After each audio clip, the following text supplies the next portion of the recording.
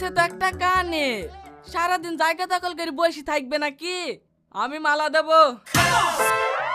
তোরা আবার কি লাগালি রে? সরো গো মধু সরো, ও মালা দেবে। এই তোমার চুড়িটা খোলো তো।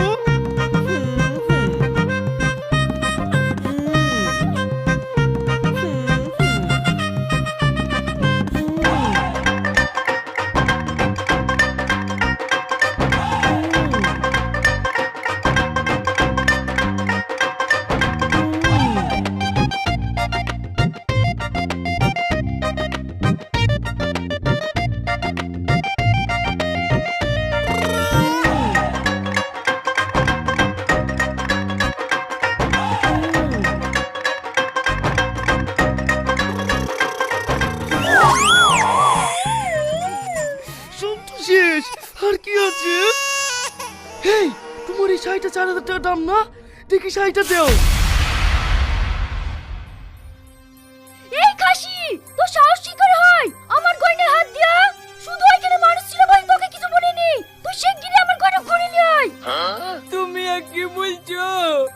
দেওয়া জিনিস কোনদিন ঘুরে নেওয়া যায়? এই খাসি, ঘুরে নিয়ে যায় না তো আমার গয়না কিনে এখানে থাকুন। আমি তোমাকে কথা দিচ্ছি, আমার জমি জায়গা যা আছে সব বেচে তোমাকে গয়না কিনে দেবো। এইবার তুমি আমাকে ক্ষমা করে দাও। আমার গয়নাগুলো সব লোককে বিলে দি, এখন তোকে ক্ষমা করবে না। আমাকে মাফ করে দাও। যা বেড়া ঘর থেকে।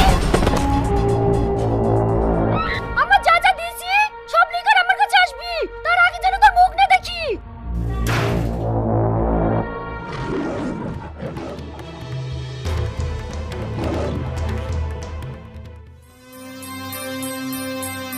শালা একটা ডমনুষ আছে, পার্সোনাল মিটিং করে গিয়ে শালার বুকে পিরিয়ড করার লেগে আংটি দেবে। আরে লোককে ভুল বুঝছে কেনে?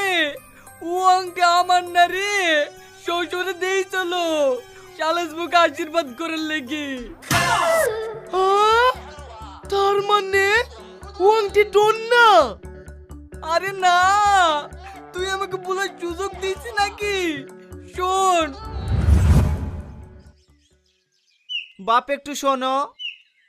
কিছু বলছেন আব্বা? হ্যাঁ, তুমি তো বাড়ির বড় জামাই, তোমার শাওড়ি আংটিটা তোমার হাত দিয়ে দিতে বললো। কাল তো আশীর্বাদ, এই আংটিটা হবু আমার হাতে তুমিই পরে দিও। আর হ্যাঁ, এই কথাটা যেন ছোট জামাই না জানে, জানলে আবার ঝামেলা করবে। তুমি তো ওকে ভালো করেই চেনো।